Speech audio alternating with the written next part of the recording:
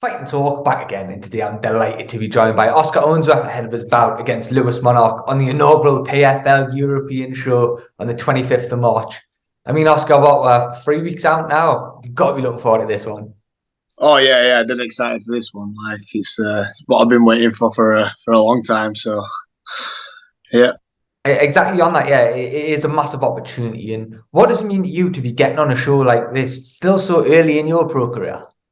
yeah. Everything really. Like I says, what beginning of last year, I says I want to be fighting on PFL. Like everyone like wants to fight on UFC or something like that, or like PFL. So to be starting out a year on from when I said it, it's like it's a dream come true really. So I'm doing everything I can to make a big statement there. So If we do look at the bout then itself, you're facing Lewis Monarch, a guy I know he's been on the scene for years now. He's previously at Cage Warriors. This is his first one back on a major show. What do you expect from Louis, and what do you make of him as an opponent? yeah, he's great, well-rounded opponent. Solid everywhere really. So it's just another fight to me really. Like yeah, no different, no different. I know obviously you spoke as Records don't really matter or anything like that. So I mean, yeah, he's experienced and that, but it's not going to matter. he has had a lot of experience, but you've had a hell of a lot of cage time over the last, I think, 3 fights last year, 3 fights a year before. And I know you just touched on your 2022 there. So if we are to reflect on that, what a year it was for you on that domestic scene. Yeah. We're great. We're a great year all round. I had a lot of fights fall through, a lot of shows cancelled and stuff like that, but managed to get a better fight, better situation after each show. So yeah, got in there, got the experience, got the wins I needed to do against good guys. Everyone I fought last year were absolute killers. So it's good to be getting wins over them kinds of guys. So yeah, I'm just buzzing about it. We're a great year. So I'm looking forward to doing the same this year. You touched on last year, and I know you've done that documentary with Ben Robinson Visuals. And how nice is that to have to be able to go back and watch that back whenever you want? You just jump on YouTube and see what I think it'd be fair to say was your most successful year as a professional so far. Yeah, it were great. See, like he just followed me around, like filming bits. Most of the time, I didn't even know he were there. So there's a couple of bits like we're just talking and that, and yeah, for him to put it all together like that were really good. I really enjoyed it. It's like you said, it's something good to look back on. So, Some, yeah, there was something really interesting as well on that documentary. You mentioned the pullouts, and of course, the Almighty Show was meant to be coming around, and then it ended up changing last minute. You're moving on to these bigger European shows now. Look, you know it can happen, but the opponents always seem to be there unless it's a serious pullout. How nice is that for you to almost have, I guess, that bit of insurance knowing that you're going into a fight and that it will likely be the guy you've been told 6 weeks ago that you'll be putting in yeah. that cage? It's a bit weird, really, because I'm not used to it. I'm not used to like having the guy that I'm originally supposed to be fighting. Like, luckily, my game plans never really changed for the new opponent. So it never really changed in that sense. You see like guys who've trained for a certain opponent for 2 months and the guy pulls out like a week before and now got to like fight a completely different style. Mine just stayed the same the whole way through. But yeah, it's going to be a bit weird really, like just aiming for the same guy and like knowing that he's going to be there. It's good really. It's good. I'm glad. I won't want to fight anyone else, to be honest. It's a good opportunity.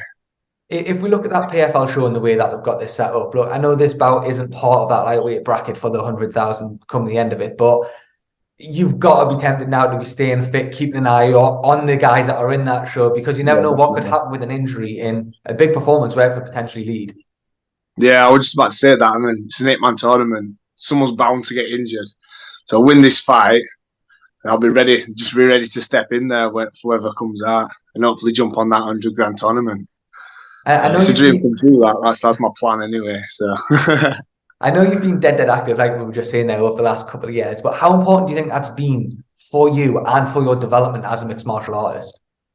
I've grown massively. You don't really notice it yourself, but looking back on, especially from like Ben's taking like little videos and stuff over the full year, I can see how much I've grown.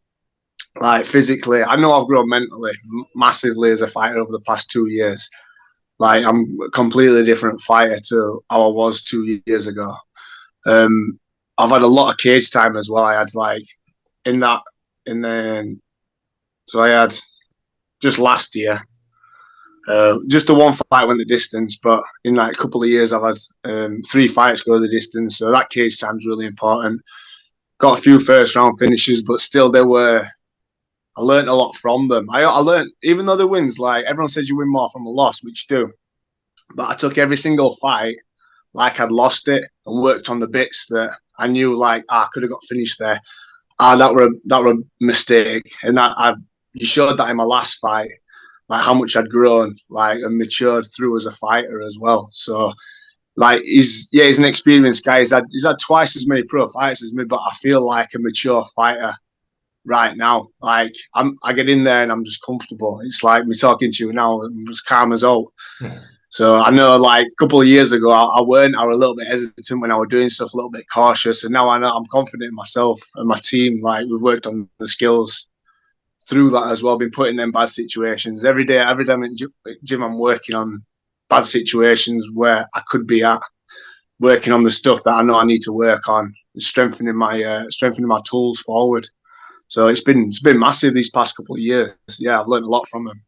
It's funny you mentioned that, because actually I was looking on your Instagram before and you've got that photo on, and it's the side-by-side of you after, I think it was Adam Cullen defeat in the December of 2020, and then you with the 2 belts. On that post, I know you'd spoke about how you come out of lockdown and it was a loss, and it was difficult for you. You weren't sure if you were going to continue with MMA as a sport as it was at that point. When you are in those hard times, how hard is it to pick yourself up? And now, on that reflection, how nice is it to see how far you've came? Yeah. When you're winning, it's all good, isn't it? You haven't got to. When you're up there and you're high, you haven't got anything. You can't really see it. You can't really see moving forward. When you're down there and you're at your losses and you feel like quitting and everything, it's so much better coming back from that than it is just being like at the top all the time. You never get to feel that. And I never want that feeling ever again, like where I want to quit. So I know what that feels like. I've been there. I've done it. I've had to dig myself up. My missus were like a massive part of that as well. She like says, look, you need to get back on it. Even though she knew how much it affected me and stuff like that. Obviously, after lockdown and that, I took that fight on like 5 days' notice against probably one of the best lightweights in country. And I was confident I was going to win it. Like, even though I not grappled for like 7 months, and I was going against probably one of the best grapples in country. But like, yeah, I think when you know you're going to win and you lose, it really messes with your head.